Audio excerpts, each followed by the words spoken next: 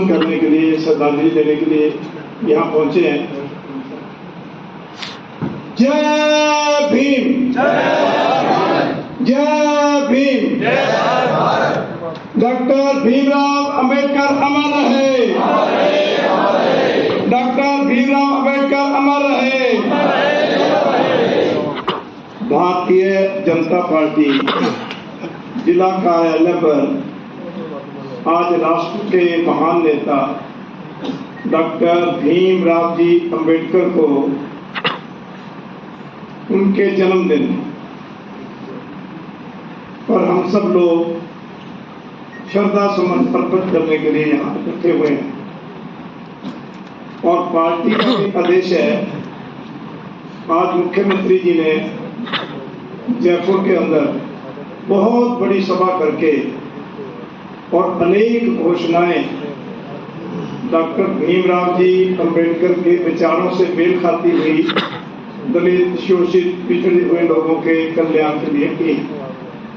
उसका भी कार्यक्रम अभी जिला कलेक्टर के यहाँ चल रहा है और अपने भी अपनी पार्टी के आदेश के अनुसार यहाँ जिला बैठक में आदरणीय जिला अध्यक्ष जी की अध्यक्षता में हम सब यहाँ एकत्र हुए।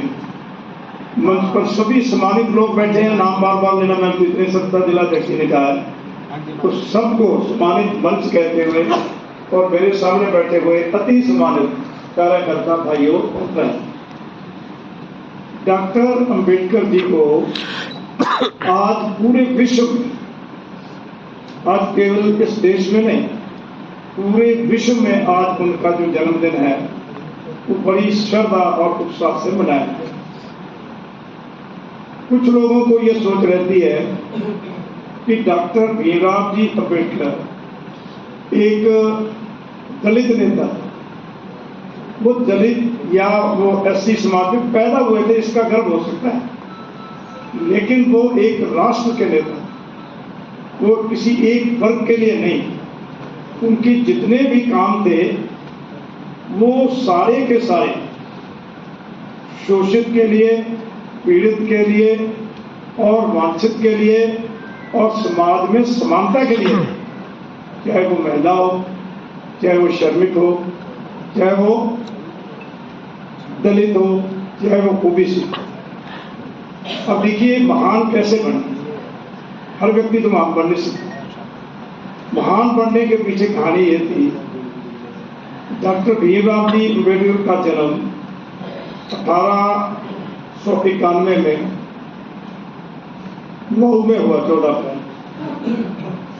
जब उनका जन्म हुआ तो उस समय की परिस्थितियां ऐसी थी।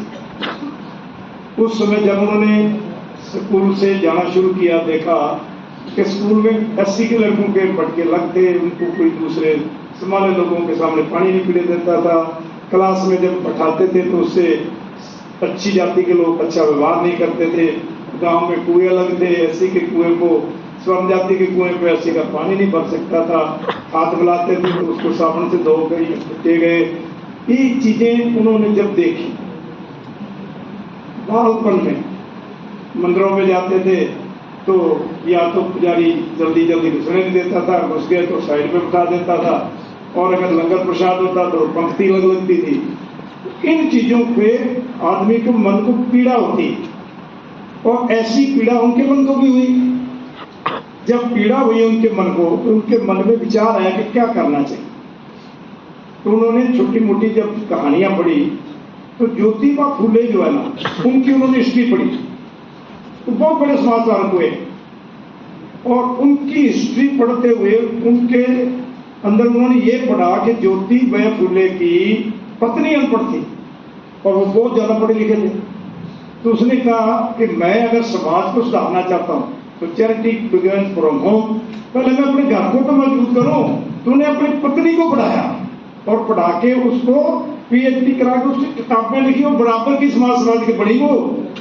तो उनके मन में आया कि उसने अपनी पत्नी को पढ़ा के वहां से शुरू किया बेटी, तो मैं पढ़ूंगा। पढ़ाई भी हर आदमी के मन में नहीं आती है, और इस उम्र में तो कुछ सोचता ही नहीं है, और उस उम्र में तो मजे मजे होते हैं, बचपन में अपने भी खूब किए हैं।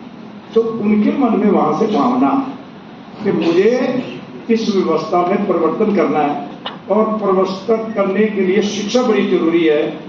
क्योंकि ये एक नियम है। गुरु गोविंद सिंह जी ने कहा, जहां बाण लागे तहां रोष जागे। जब कोई पीड़ा होती है ना मन को, तो फिर रोष होता है। तो ऐसा रोष उनके मन में भी आया कि मेरे समाज के साथ ऐसा क्यों हो रहा है। तो उससे क्या होता है कि जब कोई पीड़ा भी लगती है ना मन को, तो मन में विचार आते हैं, दर्द होता है, और दर्द से फिर उसके अंदर कोई कुछ करने का जज्बा पैदा होता है, और जज्बा जब बड़ा रूप ले जाता है तो फिर संकल्प में बदल जाता है, और जब संकल्प बड़ा हो जाता है तो फिर उसके मन में क्रांति आती है, और फिर जब क्रांति के लिए आदमी निकल पड़ता है तो क्रांति से परिवर्तन आता है। तो यहीं से उनका मन में ये आ गया कि मुझे संकल्प ले लिया कि मुझे इस दलित शोषित पिछड़े वर्गों के लिए कुछ करना है। तो उन्होंने इसके लिए पढ़ाई की, और हम सब जानते हैं, सबने पता है कि खूब पढ़े, बहुत ज्यादा पढ़े लिखे थे, चाहे किसी ने रॉक करके उनको पढ़ाया, लेकिन वो देखिए इकोनॉमिक्स लंदन स्कूल में उन्होंने वहां से ड्राफ्ट ऑफ साइंस की उपाधि, और कोलंबिया के अंदर से लॉ की डिग्री ली। वो 32 डिग्रियां थी उनके पास, 32 डिग्री, डीलेट थे, LLB थे, ऐसे कर 9 भाषाओं का ज्ञान था। इतने बड़े विद्वान थे। ऐसे नहीं उनको कि भाई विधानसभा का बढ़ा दिया, लेकिन उनके मन में थी कि मुझे पहले ज्ञान प्राप्त करना है, फिर उसके आधार पर मुझे क्रांति करनी है, और क्रांति से उन्हें परिवर्तन करना। इसलिए उन्होंने पढ़ाई की। इतनी शिक्षित होने के कारण उन्हें देश के पहले मंत्रिमंडल में कानून मंत्री का दर्जा मिला। वो अपने सब जानते हैं, मिंद्रा जी भी बता के गए हैं कि महिला बिल आया तो हिंदू वोट बिल में महिलाओं को अधिकार नेहरू जी नहीं देना चाहते थे समझे। उन्होंने विरोध किया कि ये समानता के खिलाफ है, और इस बात को लेकर उन्होंने, हालांकि बिल पास हो गया, लेकिन उन्होंने इस्तीफा दे दिया, और इस्तीफा देने के बाद फिर उनको दोबारा कांग्रेस में काम करने के लिए तैयार तो कर दिया, लेकिन वो खटास जो थी नेहरू जी के मन में कि इस मेरे को नीचा दिखाया, मैं नहीं चाहता था, बिल पास हो गया, उन्होंने गिलानी महसूस की। तो उन्होंने कभी अम्बेडकर जी को आगे नहीं आने दी। ये तो पढ़ेंगे, जब भी चुनाव हुए उनको खड़ा कर देते, हरा देते, क्योंकि उनको डर था कि ये पार्लियामेंट में आगे तो इनका जवाब ही नहीं कोई सरकार दे पाएगी। इसलिए बड़े आदमी को, ज्ञानवान आदमी को जिंदगी में बहुत कष्ट सहने पड़ते हैं, कोई नहीं चाहता कि आगे बढ़ जाए।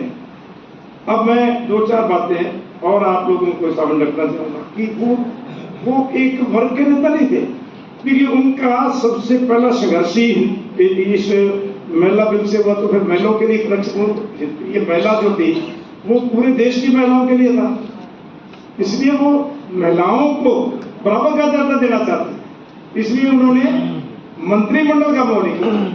मंत्रिमंडल से त्याग, आजकल 2 बातें उन्होंने अपने जीवन में लोगों को बस समझाई कि जहां आपको संकल्प के लिए कुछ करना है, वहां पद बड़ा नहीं होता, वहां सत्ता नहीं होती।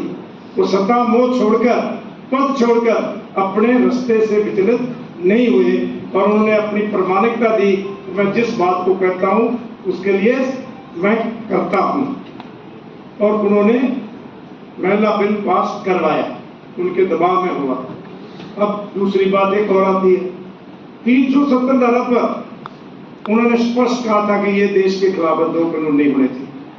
नेहरू ने युवाओं के अंदर दबाव के अंदर, राज के लालच के अंदर कर दिया। मुझे याद है कि जब 370 धारा खत्म हुई तो उस दिन प्रधानमंत्री जी की स्पीच में प्रधानमंत्री जी ने बोले थे, आज मैं भीमराव अंबेडकर की संविधान सभा के अंदर कही गई बात को साकार कर रहा हूं, और 370 धारा मैं उनको श्रद्धांजलि और नमन करते हुए दे रहा हूं। ये दूसरी बात है। और एक और बात आई, हमारी पार्लियामेंट में 14 जो सीटें हैं वो है बगैर इलेक्शन के, नॉमिनेशन। जब भीमराव जी अंबेडकर ये संविधान सभा के मेंबर के साथ साथ ड्राफ्टिंग, उसका ड्राफ्ट ये तैयार करते थे। जब ड्राफ्ट का करने के लिए उसमें सभा में आया तो उन्होंने कहा, भाई ये नॉमिनेशन लोकतंत्र के अल्टावारिस है। तो एक तरफ तो हम लोकतंत्र की बातें करते हैं, और दूसरी तरफ सारा आदमी वो चुन के नहीं आएंगे और नॉमिनेट करेंगे, तो ये तो प्रजातंत्र के खिलाफ है। तो उन्होंने इसके लिए जब उनसे कहा गया कि आपने ड्राफ्ट तैयार किया है, आप जवाब दो, तो उन्होंने कहा डॉक्टर राधाकृष्ण जी, राजेंद्र प्रसाद जी, सब लोग थे। तो उन्होंने कहा भी अपने में सबसे ज्यादा काबिल कौन है? तो उन्होंने कहा भी आप भी हो, लेकिन डॉक्टर राजेंद्र प्रसाद राधाकृष्णन जी सबसे ज्यादा थे। उन्होंने कहा मान लो राधाकृष्णन जी खड़े हो गए और चुनाव हार गए, तो इसका मतलब उनकी योग्यता खत्म हो गई, इसका मतलब उनका देश में कंट्रीब्यूशन खत्म हो गया।